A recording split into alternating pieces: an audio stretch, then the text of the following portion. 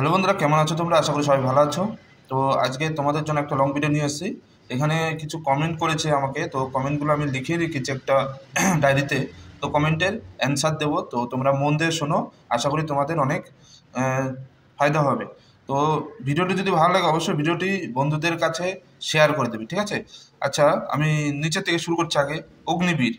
তো অনেক ক্যান্ডিডেট আমাকে কমেন্ট করছে যে অগ্নিবীরের ভ্যাকেন্সি কবে বের হবে। দেখো, অগ্নিবীরের ভ্যাকেন্সি কিন্তু বেরিয়ে গেছে, ঠিক আছে? তোমার 8ই ফেব্রুয়ারি থেকে 21শে মার্চ, 8ই ফেব্রুয়ারি থেকে 21শে মার্চ কিন্তু অনলাইন অ্যাপ্লাই লাস্ট ডেট তোমার, ঠিক আছে? তো যারা যারা এখন তুমি এই অগ্নিবীরের জন্য টেনশনে আছো যে কবে অগ্নিবীর বেরোবে, তো তোমাদের কিন্তু ভ্যাকেন্সি বেরিয়ে গিয়েছে। তো তোমরা 8 তারিখ থেকে, ফেব্রুয়ারি মাসের 8 তারিখ থেকে 21 তারিখ অবধি কিন্তু অনলাইন অ্যাপ্লাই হবে, ঠিক আছে? তোমরা ফটাফট অনলাইন শুরু করে দেবে, ঠিক আছে? আর এর যে কোয়ালিফিকেশন কী চেয়েছে, কোয়ালিফিকেশন চেয়েছে মাধ্যমিক পাস, ঠিক আছে? অগ্নিবীরে যারা জিডিতে ভর্তি হতে চাও তাদের মাধ্যমিক পাস হতে হবে, ঠিক আছে? আর মিনিমাম কিন্তু তোমাকে 45% মার্ক লাগবে, ঠিক আছে? যেমন এসএসসি জিডিতে কোনো পার্সেন্টেজ চাইনি, কিন্তু অগ্নিবীরের জিডিতে তোমার যেতে হলে কিন্তু 45% মার্ক লাগবে। আর প্রত্যেকটি সাবজেক্টে কিন্তু 33%, ঠিক আছে? প্রত্যেকটি সাবজেক্টে কিন্তু 33% তোমার মার্ক লাগবে, ওকে? আর হাইট লাগবে 170 সেন্টিমিটার, 170 সেন্টিমিটার, ওকে?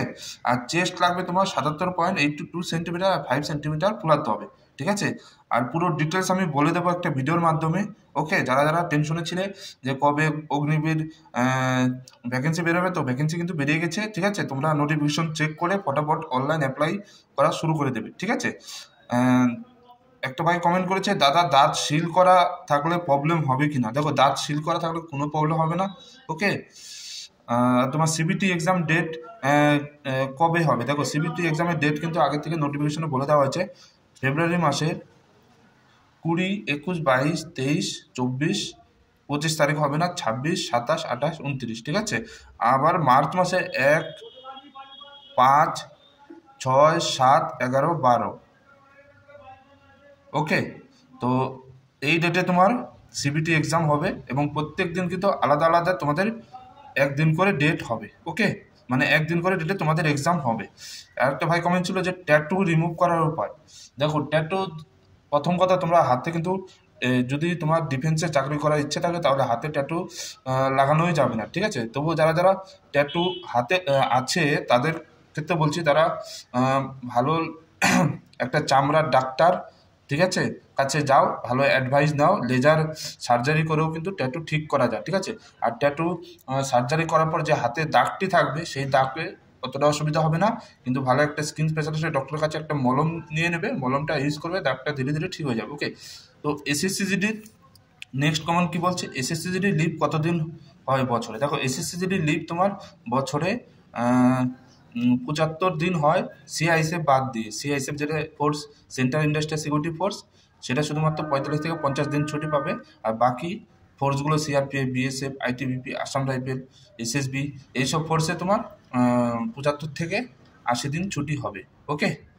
আচ্ছা, ক্যারি অ্যাঙ্গেলে অনেক ভাই বোন আমাকে কমেন্ট করছে ক্যারি অ্যাঙ্গেলে প্রবলেম আছে, তাহলে কী করবো?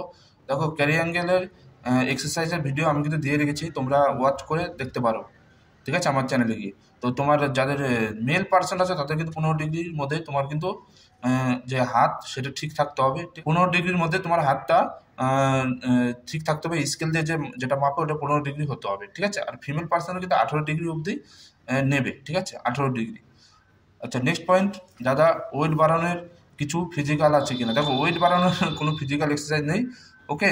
ওয়েট কমানোর ফিজিক্যাল এক্সারসাইজ হয়, ঠিক আছে? তুমি যদি মনে করো ওয়েট বাড়াতে হয়, সেটা তুমি নিজে নিজেই বাড়াতে পারবে, ওকে? ভালো মন্দ খাও, ঠিক আছে?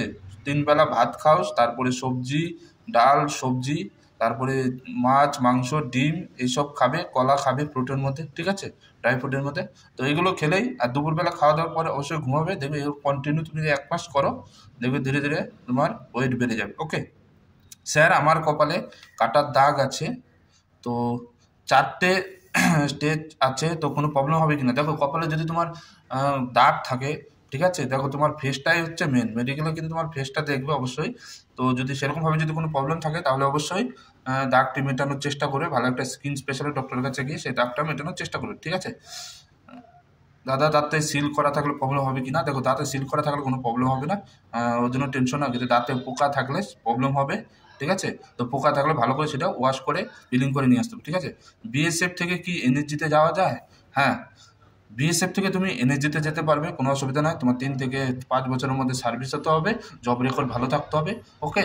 আর তারপরে অফিসের ডিমান্ড আসবে, সেখানে নাম তোমাকে দিয়ে দিতে হবে। তারপরে তোমার টেস্ট হবে, কিছু এক্সাম হবে, সেই এক্সামে পাস করার পর তুমি এনএসজিতে যেতে পারবে, ঠিক আছে? কিন্তু কোবরা কমান্ডোতে বিএসএফ থেকে যেতে পারবে না, সেটা শুধু সিআরপিএফে থেকে তুমি যেতে পারবে, ঠিক আছে? তো আশা করি বোঝাতে পারলাম, ঠিক আছে?